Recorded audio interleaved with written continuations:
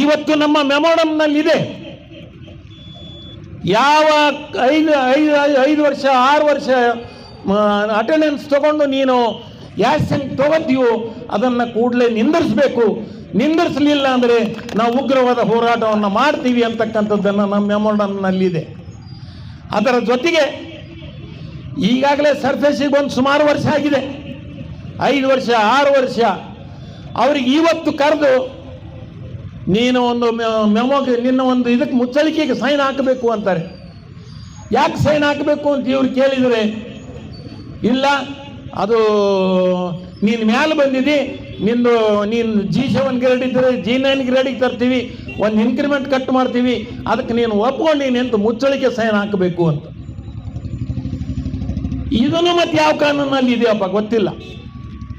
ಯಾಕಂದರೆ ಇವತ್ತು ನಮ್ಮ HR ವಿಭಾಗ ಯಾವ ರೀತಿ ಆಗಿದೆ ಅಂತಂದರೆ, HR ಅಂದರೆ CTO ಆಫೀಸ್, ಅದು ಜಗತ್ತಿನ ಯಾವ ಕಂಪನಿಯಲ್ಲೂ ಇರಲಾರ್ದಂಥದ್ದು HR ಡಿಪಾರ್ಟ್ಮೆಂಟ್ ಇವತ್ತು ನಮ್ಮ ಹಟ್ಟಿ ಗೋಲ್ಡ್ ಮೈನ್ಸ್ನಲ್ಲಿದೆ. ಅಲ್ಲಿ ಹೋಗಿ ನೀವು ಯಾರು ಮಾತಾಡಂಗಿಲ್ಲ, ಅಲ್ಲಿ ಹೋಗಿ ನೀವು ಯಾರು ಮಾತಾಡ್ಸಂಗಿಲ್ಲ. ಮಾತಾಡಿಸಿದ್ರೆ ನಿನಗೆ ಸಸ್ಪೆಂಡ್ ಮಾಡ್ತೀವಿ ಅಂತಾರೆ, ಮಾತಾಡಿಸಿದ್ರೆ ಚಾರ್ಜ್ ಶೀಟ್ ಕೊಡ್ತೀವಿ ಅಂತಾರೆ. ಆದರೆ ಇದ್ರ ಎಲ್ಲದಕ್ಕೂ ಬಾಸ್ ಯಾರು ಅಂತಂದರೆ ನಮ್ಮ ಎಕ್ಸಿಕ್ಯೂಟಿವ್ ಡೈರೆಕ್ಟರ್ ಪ್ರಕಾಶ್ ಅವರು. ಯಾಕಂದ್ರೆ ಅವರ ಅನುಮತಿ ಇರಲಾರ್ದೆ ಯಾವ HR ಏನು ಮಾಡೋಕ್ಕಾಗೋದಿಲ್ಲ. ಅವರ ಅನುಮತಿ ಇರಲಾರ್ದೆ ಯಾವ ಅಧಿಕಾರಿನೂ ಏನು ಮಾಡೋಕ್ಕಿಲ್ಲ. ಅವರ ಅನುಮತಿ ಇರಲಾರ್ದೆ ಈಗಾಗಲೇ ಹೇಳಿದ್ನಲ್ಲ, ಮೇಡಮ್ CTO ಆಫೀಸಿಗೆ ಟ್ರಾನ್ಸ್ಫರ್ ಮಾಡಿದ್ರು ಅಂತ. ಅಪ್ಪ ಇನ್ನೊಬ್ಬ ಪುಣ್ಯಾತ್ಮಗ ಕ್ಯಾಂಟೀನಿಗೆ ಹಾಕಿದ್ರೆ ಅವನಿಗೆ 2 ದಿವಸ ಪರ್ಚೇಸ್ ಸೆಕ್ಷನ್ಗೆ ತೊಗೊಂಡ್ರು ಅಂತ. ಅದನ್ನು ಮಾಡೋಕ್ಕೆ ಸಾಧ್ಯ ಇಲ್ಲ. ಯಾಕಂದರೆ ಇವತ್ತು ಈ ಕಂಪನಿಯಲ್ಲಿ 2 ಬಣ ಇದೆ. ಒಂದು ಒಳ್ಳೆಯ ಅಧಿಕಾರಿಗಳ ಬಣ, ಒಂದು ಪ್ರಕಾಶನ ಫೇವರ್ ಇರ್ತಕ್ಕಂಥ ಅಧಿಕಾರಿಗಳ ಬಣ. ಅವ ತನ್ನ ಅಧಿಕಾರಿಗಳಿಗೆ ತನಗೆ ಎಲ್ಲೆಲ್ಲಿ ಬೇಕೋ ಅಲ್ಲಿ ಕೂಡಿಸ್ಕೊಂಡು ಕೂತಾನೆ. ಈಗ ಯಾರಾದರೂ ಪರ್ಚೇಸ್ನವರು ಅಥವಾ ಟೆಂಡರ್ನವರು ಬಂದರು ಅಂದರೆ ಆ ಅಧಿಕಾರಿ ಏನು ಹೇಳ್ತಾನೆ, ನೀನು ಹೋಗಿ ಅಲ್ಲಿ ಸಾಹೇಬರಿಗೆ ಭೇಟಿ ಆಗಬೇಕು, ನೀನು ಬಿಲ್ ಪಾಸ್ ಆಗ್ತದೆ. ಇದನ್ನು ಹೇಳಲಿಕ್ಕೆ ತನಗೆ ಬೇಕಾದಂಥವರನ್ನು ತನ್ನ ಒಂದು ಇದರಲ್ಲಿ ಇಟ್ಕೊಂಡು ಕೂತಿದ್ದಾನೆ. ಈ ಒಂದು ಇನ್ನೊಂದು ಬಣ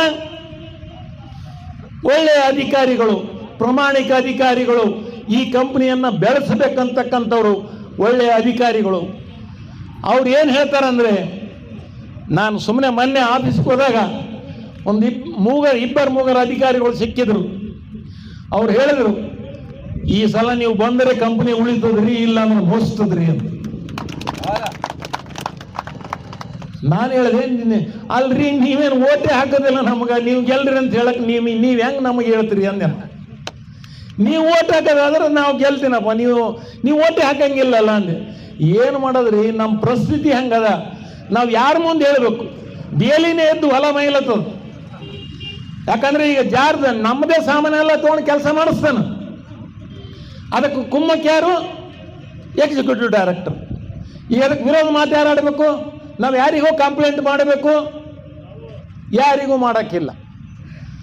ಈ ಪರಿಸ್ಥಿತಿ ಇದ್ದ ಕಾರಣ ಇವತ್ತು ದಯಮಾಡಿ ನೀವು ಈ ಚುನಾವಣೆಯಲ್ಲಿ ಗೆದ್ದರೆ ಮಾತ್ರ ಈ ಕಂಪನಿ ಉಳಿತದೆ, ಇಲ್ಲ ಅಂದರೆ ಈ ಕಂಪನಿ ಭಾಳ ದಿವಸ ಉಳಿಯೋದಿಲ್ಲ. ಯಾಕಂದರೆ ಕಂಪನಿಯಲ್ಲಿ ಡೆವಲಪ್ಮೆಂಟ್ ಅನ್ನೋದು ಇಲ್ಲೇ ಇಲ್ಲ. ಇದ್ದದ್ದನ್ನೇ ಕೆದರ್ಕೊಂಡು ನೀವು ಇವತ್ತು ಮಣ್ಣನ್ನು ಬಂಗಾರವನ್ನು ಕೊಡ್ತಾ ಇದ್ದೀರಿ. ಇದೇ ರೀತಿ ಎಷ್ಟು ದಿವಸ ನಡೆಸಲಿಕ್ಕೆ ಸಾಧ್ಯ ಆಗ್ತದೆ? ಎಷ್ಟು ದಿವಸ ನೀವು ನಡೆಸ್ಬೋದು ಇದೇ ರೀತಿ? ಡೆವಲಪ್ಮೆಂಟ್ ಮಾಡಿದರೆ ಮಾತ್ರ ಈ ಕಂಪನಿಯನ್ನು ಇನ್ನೊಂದು 4 ವರ್ಷ ಹೆಚ್ಚಿಗೆ ನಡೆಸಬಹುದು. ಡೆವಲಪ್ಮೆಂಟ್ ಪಾಯಿಂಟ್ಸ್ಗಳೇ ಇಲ್ಲ, ಡೆವಲಪ್ಮೆಂಟೇ ಇಲ್ಲ. ಆ 26 ಲೆವೆಲ್ ಅಂತೂ ಹೇಳ್ತಿರೋದಪ್ಪ. ಅಲ್ಲಿ ಕೆಲಸ ಮಾಡ್ತಕ್ಕಂಥವ್ರು ಮೋಸ್ಟ್ಲಿ ಎಲ್ಲರಿಗೂ ಸಿಲಿಕೋಸ್ ಬಂದಿರ್ತದೆ.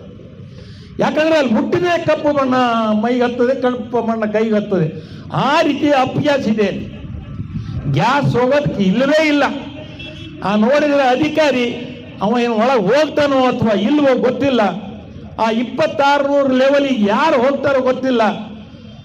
ಆದರೆ ಅಲ್ಲಿರ್ತಕ್ಕಂಥ ಕಾರ್ಮಿಕರು ಯಾರು ಕೆಲಸ ಮಾಡ್ತೀರಿ ಅವರಿಗೆ ಸಿಲಿಕೋಸ್ ಅಂತ ಬರೋದು ಗ್ಯಾರಂಟಿ. ಟಿವಿ ಕನ್ನಡ, ಚಿನ್ನದ ನಾಡಿನ ಕನ್ನಡಿಗರ ಧ್ವನಿ. ನಮ್ಮ ಚಾನಲ್ ವೀಕ್ಷಿಸಿದ ನಂತರ ಲೈಕ್ ಮಾಡಿ, ಶೇರ್ ಮಾಡಿ, ಸಬ್ಸ್ಕ್ರೈಬ್ ಮಾಡಿಕೊಳ್ಳಿ. ರಾಯಚೂರು ಜಿಲ್ಲೆಯ ಪ್ರತಿನಿಧಿ ಶ್ರೀನಿವಾಸ್ ಮಧುಶ್ರೀ, ಹಟ್ಟಿ ಚಿನ್ನದ ಗಣಿ. ಧನ್ಯವಾದಗಳು.